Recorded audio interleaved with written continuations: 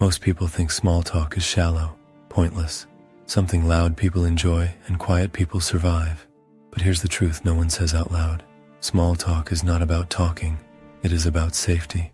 It is the invisible bridge between strangers, the soft landing before real connection begins. And if you are an introvert, you were never bad at small talk. You were just trying to play a game that was never explained to you. What if mastering small talk has nothing to do with being interesting and everything to do with being present? Stay with me. If you are introverted, this feeling is familiar. You walk into a room, a meeting, a gathering, a line at a cafe. Your mind starts racing. What do I say? How do I not sound awkward? What if there's an uncomfortable silence? You replay conversations that haven't happened yet. You judge yourself before anyone else does. Meanwhile, extroverts seem effortless. They talk about weather, traffic, weekend plans. They laugh easily, and you think, they're just better at this.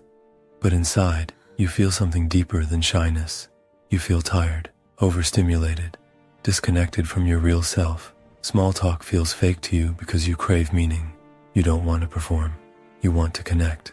So you stay quiet. You observe. You wait for the right moment that rarely comes. And afterward, you feel that quiet frustration. I should have said something. I missed another chance. That is not weakness. That is a misunderstanding. Here's the pattern interrupt. What if small talk is not the opposite of depth, but the doorway to it? Let me tell you about Daniel. Daniel was thoughtful, quiet, today. Sharp in one-on-one conversations. But in groups, he disappeared. At work events, he stood near walls. At networking events, he checked his phone too often. Not because he was bored, because he was afraid of being exposed. One evening, he attended a small gathering after work. Low lights, soft music, people standing in loose circles. Someone asked him, "So, what do you do?" His chest tightened. His mind went blank. He gave a short answer, too short. Silence followed. That silence felt heavy, like everyone could see his discomfort. He left early that night, sat in his car, hands on the steering wheel, and something cracked. Not anger, not shame, honesty. He admitted something to himself. I'm not bad at people. I'm scared of being seen before I feel safe. That was the turning point. Daniel stopped trying to impress. He stopped trying to be interesting. He started trying something smaller. The next event, he asked one simple question, and then another.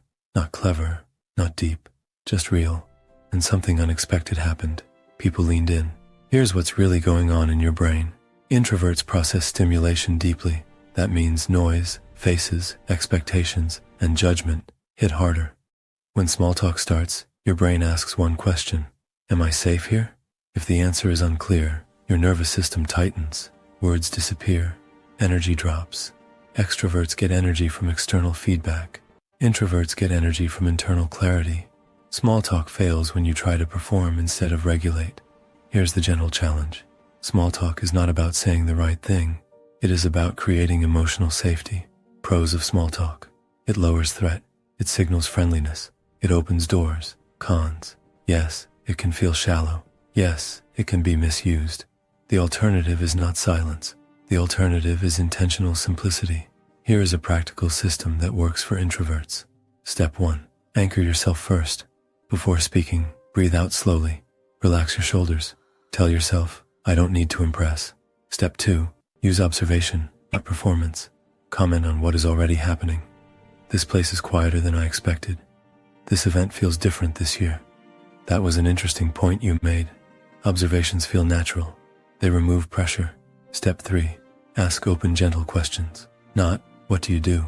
But what's been keeping you busy lately? Not, do you like it? But, what do you enjoy most about it? Step 4. Listen for emotion, not facts. People reveal themselves in tone, energy, pauses, reflected back. That sounds challenging. That seems exciting. Step 5. Exit without guilt. You are allowed to say, it was really nice talking with you. Small talk is not about staying long. It is about starting well. Why this works? Because it aligns with who you already are. Here is the deeper truth. Connection does not begin with depth. It begins with permission. Small talk is a ritual, a signal that says, I see you. I am not a threat. Introverts often reject small talk because they value authenticity. But authenticity does not mean intensity. It means honesty at the right pace. The contradiction is this: the people who go deepest often start the simplest. A quiet woman starts every conversation with one sentence. How did your day start? Nothing fancy. Over time, she becomes known as easy to talk to. A man stops trying to fill silence. He lets pauses breathe.